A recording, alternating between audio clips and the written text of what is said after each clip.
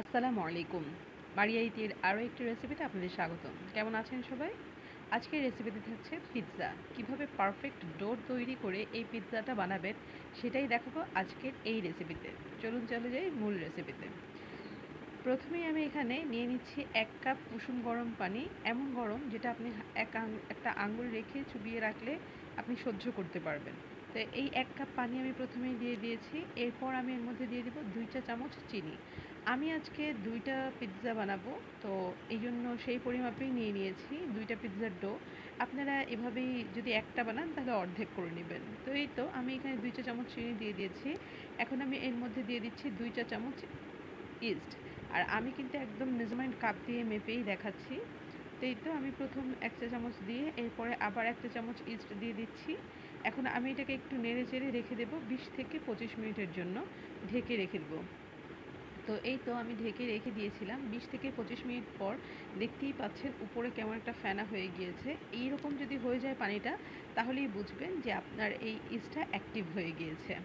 তো এখন এর মধ্যে আমি দিয়ে দেব ময়দা। আর আমি এখানে ১ কাপ পানির জন্য এখানে ৩ কাপ হচ্ছে গিয়ে আমি ময়দা ব্যবহার করছি। তো এই তো প্রথমে আমি ১ কাপ দিয়ে দিলাম। এরপরে হচ্ছে আমি এখানে আরও ১ কাপ ময়দা দিয়ে দিচ্ছি। এরপর হচ্ছে আমি আরও ১ কাপ ময়দা দিয়ে দিয়েছি। আমি আবার বলছি, আমি এখানে ২ টা পিৎজার ডো তৈরি করেছি। তো এইজন্য আমি ৩ কাপ ময়দা নিয়েছি। আপনারা যদি কম করেন সেই ক্ষেত্রে একটু কমিয়ে নিবেন। তো এই তো এখন আমি এটাকে ভালো করে একটু মেখে নিব। মাখতে মাখতে প্রথমে এটাকে একটু স্টিকি মনে হবে, কিন্তু ব্যাপার না, পরে কিন্তু এটা ঠিক হয়ে যাবে।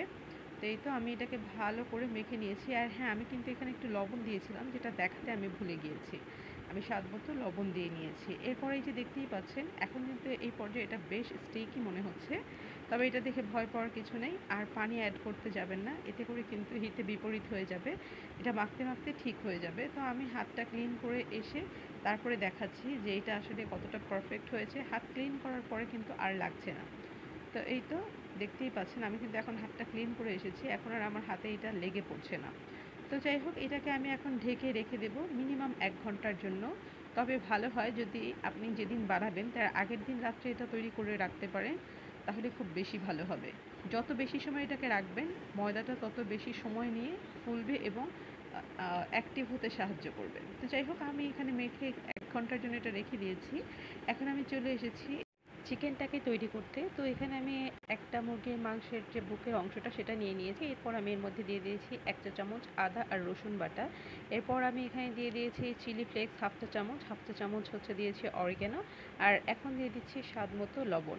এরপর আমি এখানে দিয়ে দিব হাফ চা চামচ পরিমাণ লাল মরিচের গুঁড়ো। আপনারা কিন্তু চাইলে পাপরিকার গুঁড়োটাও ব্যবহার করতে পারেন। আর হ্যাঁ, এটা মাখার জন্য আমি এখানে ১ টেবিল চামচ পরিমাণ সয়াবিন তেল ব্যবহার করছি। আপনারা চাইলে অলিভ অয়েল দিতে পারেন। তো আমি এখানে সয়াবিন তেল বা সাদা তেল যেটা, সেটাই দিয়ে দিয়েছি। এখন আমি এটাকে ভালো করে একটু মেখে নিচ্ছি। আর এটাকে মেখে আমি কিছুক্ষণের জন্য মেরিনেট করে রেখে দেবো। ১০ থেকে ১৫ মিনিটের মতো রাখলেই হবে। তো এই তো আমার এখানে মাখা এটা শেষ। এখন আমি এটাকে ১০ থেকে ১৫ মিনিটের জন্য একটু রেস্টে রেখে দিব। আর এই পর্যায়ে কিন্তু আপনারা চাইলে যে ভেজিটেবলগুলো দিবেন সেগুলোকে একটু কেটে নিতে পারেন। তো যাই হোক, এখন হচ্ছে কি আমি চুলায় একটা কড়াই বসিয়ে দিয়েছি এবং এটাকে ভাজবো এখন। আর এই চিকেনটাকে কিন্তু একদম হাই হিটে ভাজতে যাবেন না। এই চিকেনটাকে একদম লো হিটে রেখে ভাজতে হবে। আর এখানে কিন্তু আমি আরও ১ টেবিল চামচ পরিমাণ তেল দিয়েছি প্যানে দেওয়ার পরে।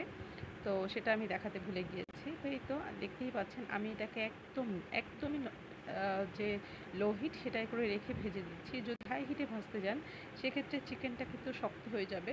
আর পিৎজার চিকেনটা একটু জুসি খেতে ভালো লাগে। এই তো আমার এটা হয়ে গিয়েছে, ওই পর্যায়ে আমি নামিয়ে নিয়েছি।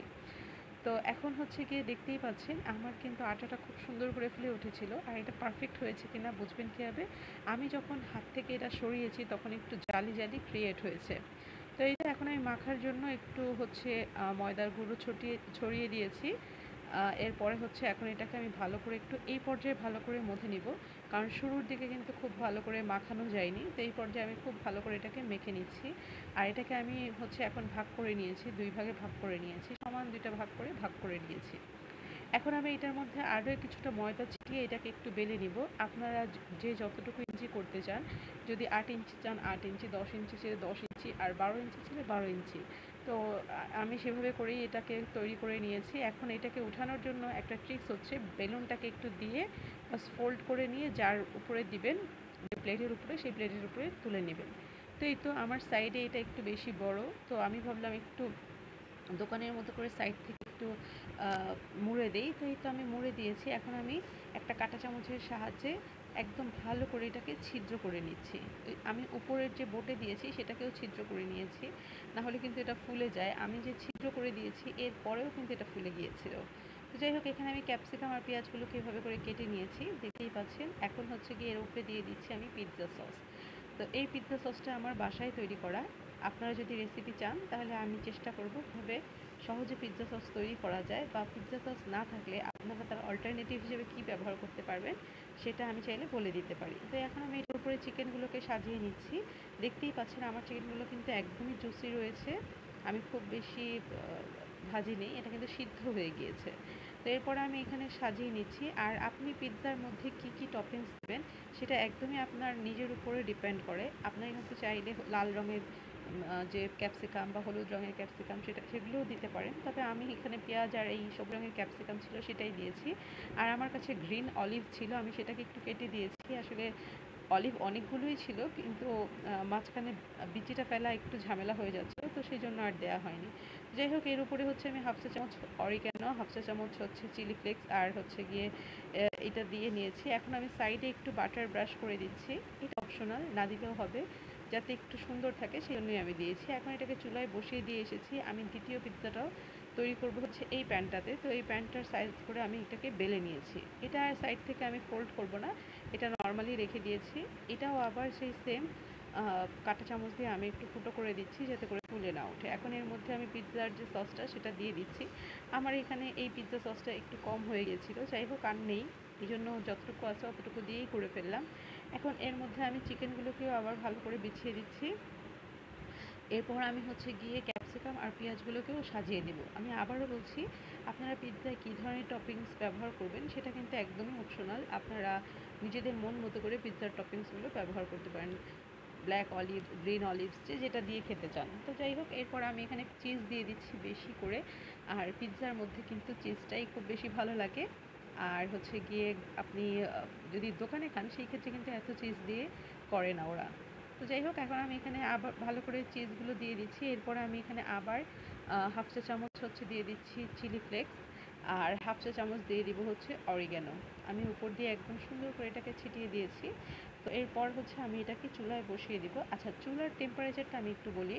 যদি আপনারা কড়াইয়ের উপরে প্লেট দিয়ে করেন সেই ক্ষেত্রে আপনারা প্রথমে হচ্ছে 10 মিনিট রাখবেন হাই হিটে। 10 মিনিট হচ্ছে আমি হাই হিটে রেখেছি, 5 মিনিট একদম লো হিটে রেখেছি, আর চুলাটা বন্ধ করে রেস্টে রেখেছি আরও 10 মিনিট। তো এই তো হয়ে গেল 25 মিনিট। আর যদি আপনারা সরাসরি প্যানে করেন সেই ক্ষেত্রে 25 মিনিটই একদম লো হিটে রেখে তারপরে করবেন, নাহলে কিন্তু পিৎজাটা পুড়ে যাবে। তো এই তো আমার একটা হয়ে গিয়েছে, তো সেটাকে আমি একটু কেটে দেখাচ্ছি। দেখতেই পাচ্ছেন সাইড থেকে কালার আসেনি বেশি, কারণ আমি যেহেতু চুলায় করেছি। ওভেনে করলে সাইডে যে রেড একটা ব্রাউন কালার আসতো সেটা কিন্তু চলে আসতো। তো এই তো আমি এখানে পিৎজাগুলো হচ্ছে গিয়ে একটু কেটে কেটে সাজিয়ে নিচ্ছি, মানে সাজিয়ে বলতে আমি সার্ভ করে দিয়েছি সাথে সাথেই। তো খেতে কিন্তু সত্যিই অসম্ভব মজা হয়েছে। আপনারা চাইলে এভাবে করে তৈরি করতে পারেন। আর এটা হচ্ছে কি আমার দ্বিতীয় পিৎজা, এটা আমি সরাসরি প্যানে করেছি। তো এটাকেও আমি একটু কেটে দেখাচ্ছি। এটাও কিন্তু একদম হচ্ছে গিয়ে সুন্দর করে হয়ে গেছে, কুক হয়ে গিয়েছে, কোনো রকম কাঁচা অংশ নেই। তো দেখতেই পাচ্ছেন আমি রুটিটাকে একটু বলস করে দেখিয়েছি। তো এই তো আজ আর বাড়াচ্ছি না, দেখা হবে অন্য কোনো রেসিপিতে। ততদিন পর্যন্ত আপনারা ভালো থাকবেন, সুস্থ থাকবেন, আর আমাদের জন্য দোয়া করবেন। আল্লাহ হাফেজ, আসসালামু আলাইকুম।